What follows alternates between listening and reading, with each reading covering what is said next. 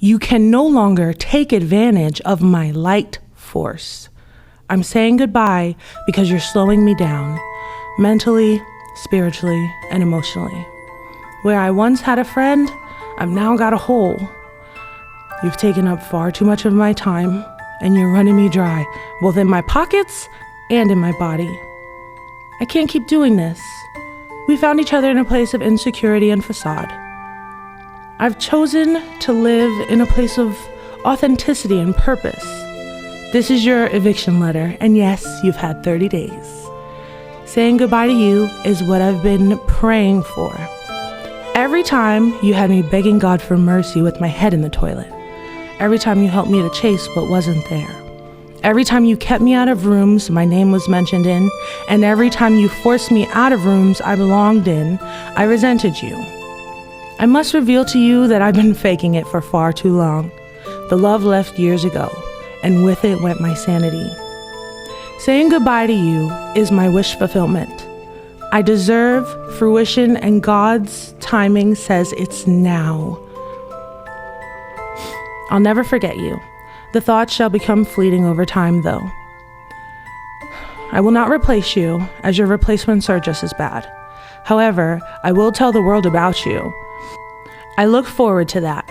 You may gain some new friends, but hopefully I'll inspire people to keep an eye on your fake ass. I'm sure we've more than broken even, and you've gotten everything you wanted. So long, friend. Go be great elsewhere. I know I will. God bless. Dominé Spinelli, free at last. Hello, my droplets. Today's episode is a heartfelt, humorous letter to our old frenemy, alcohol. We're saying goodbye to the booze, but hello to the amusing memories and lessons we learned.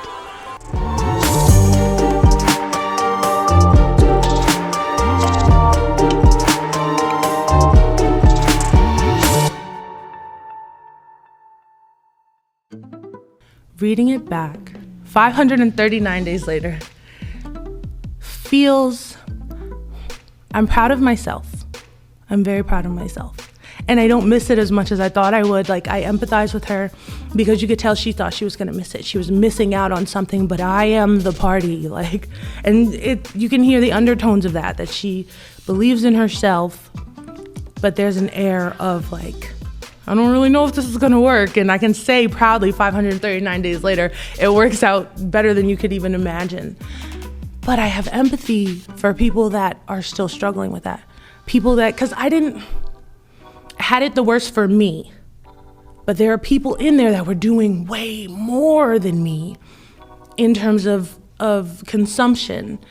And it's I feel for them because I met them and I see them every day. It's not like they're hiding, they're right there. It's people every day, and they feel that dependency of needing something that does not like you. It doesn't even like you, and you're telling yourself, oh, it makes me more fun, it makes me go outside, it makes people want to talk to me, it makes me sexy. It doesn't do any of that stuff. It's all in your mind. All of those things are already inside of you, and you're looking for something to put inside to make you feel like, oh, this gives me superpowers, but it doesn't. It's kryptonite. So that was a letter that we had to write in rehab. It was one of the tasks that we had to do before we left. When we got there, you get a binder of things specific to you. But the Dear Alcohol letter is one that you have to write before you leave. And I waited until the end. That was, May 18th? I think I left on the 24th. So I waited a very long time. Because every time I go to write it, I cry. I just feel for other people these days. I just feel for others. Because there's still people that are going through exactly that. And they don't want to ask for help because they're enjoying it. Or they want to ask for help and they don't know where to get it. Or they don't even know anything is wrong with this. They're one drink away. They're one wild night away. And they don't know that it's taking over their lives. Slowly, it creeps in. It's only a matter of time. They say you have to reach your rock bottom, but they also say rock bottom only gets deeper. So the first time you hit it, it might be a lot for somebody, but it might not be enough for you, and you got to hit it 5 more times. I believe that they can turn away whenever they're ready, and that's what I hope to convey, that whenever you're ready to turn away, You have a million options. I'm the girl to talk to. I know the other people you can talk to. Like, there's a million ways to turn away. But you got to get sick of it first. And unfortunately, a lot of times in order for us to get sick of it, we have to exhaust every option.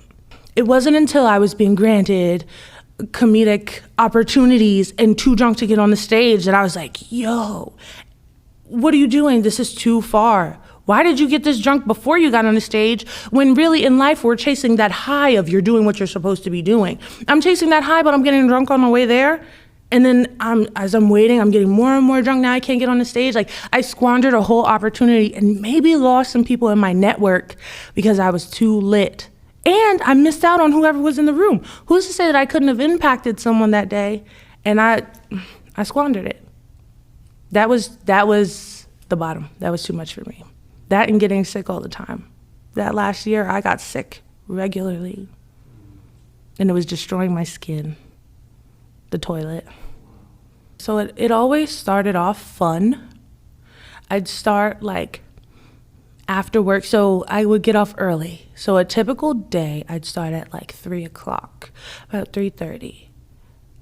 And I'd have like a tall can. This is after working a whole 8-9 hour day. I'd have a tall can. I'd buy 2, and then I'd buy shots. Or like a little, I don't know, was that a half pint? That's crazy, because once you let it go, you really forget all that kind of stuff. It's like, But, so I'd buy like a little half pint of whatever I was feeling, and then 2 tall cans of a sour beer. I like sour beers. They're IPAs. And I would drink 1, and I'd decompress. So I'd sit and I'd smoke milds and like, woo, I'm decompressing.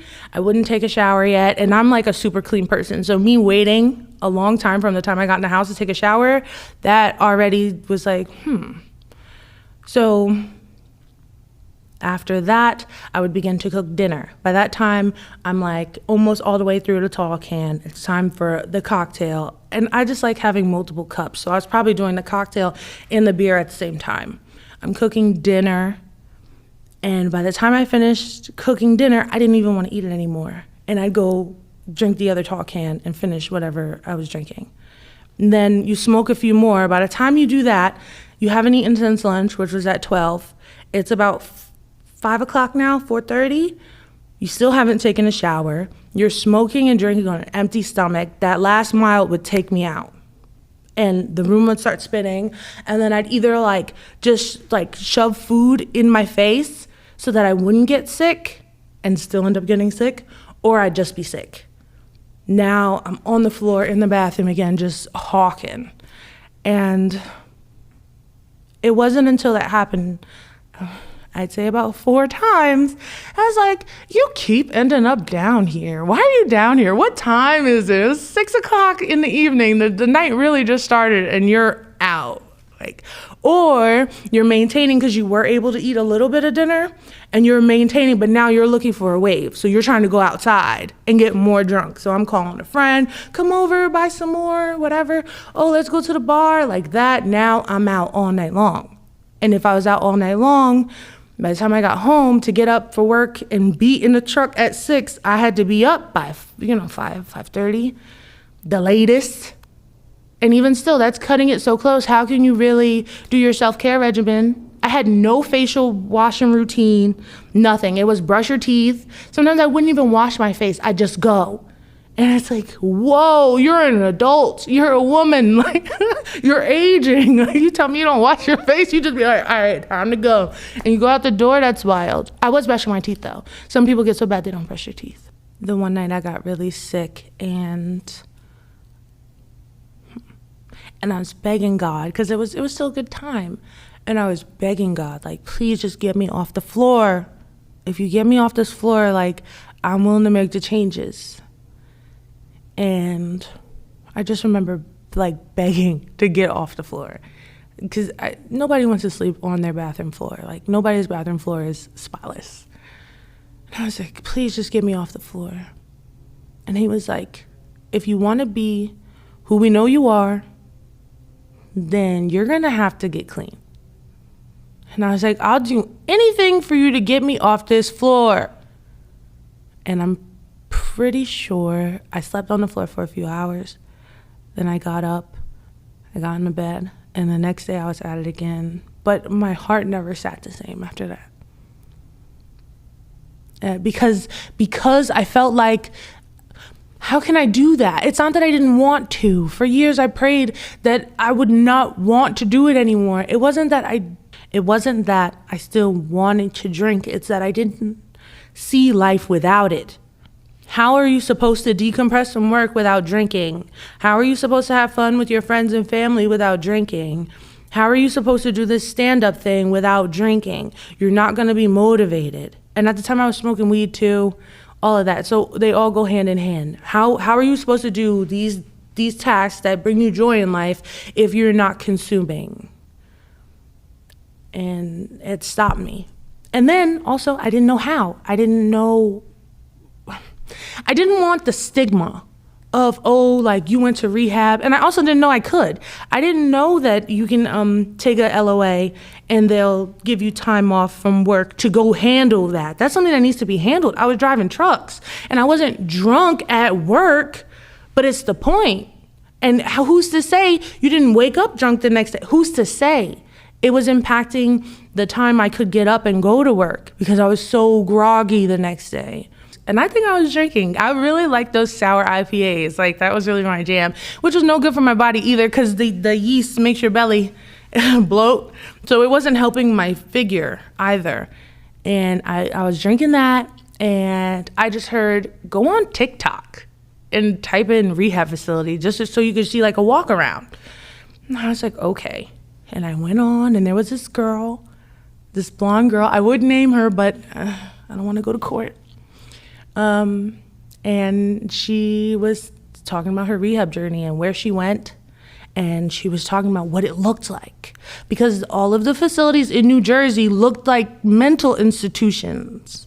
So, and I was like, man, this is not it. This is the stigma right here. It can't look like this. And I didn't really have money like that back then.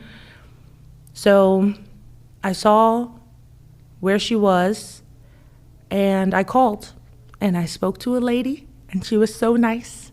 And she even asked me, like, are you drinking right now? And I'm like, yeah. Yeah, can you tell? But it was fine. It was a safe place, and she shared some things with me, and I shared some things with her. And she was like, when can you come in? And I was like, oh, a few months, maybe like 4 or 5 months from now. She's like, why not now? Oh, I'm not ready, and the money's not right, and this and a third. She was like, do you have insurance? I was like, yeah. Well, we take insurance. Give me your insurance number. So I gave it to her. She said, I'll call you back to see if we take this. And she called me a few days later. She said that they took it. I was like, okay, yeah, but I just don't have time. I'm just going to wait. And maybe a month or so went by. She called to check in on me once. A month or so went by, and things just started getting worse. That's when I missed the show. That's when I started getting more sick. My love life was falling apart. Oh my goodness. And I just couldn't take it anymore. And my cat had just had kittens, and she was attacking us. It was crazy. It was like, what is happening? Nothing is getting better. Everything is trash right now. I had to keep my cats in like a room by themselves. It was terrible. It was hard to feed them. It was so bad. So now the person that I would usually like hold and tell about my trauma, like, she's attacking me. I was getting mauled. I got mauled 3 times by a cat. That's crazy. I can still feel her little body slapping up against my legs. She's okay now though, thank God.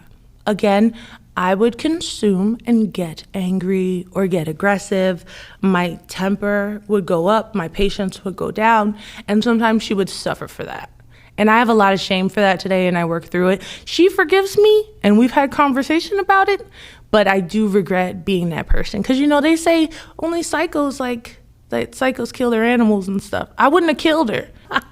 I would shoo her away and such, and push her away.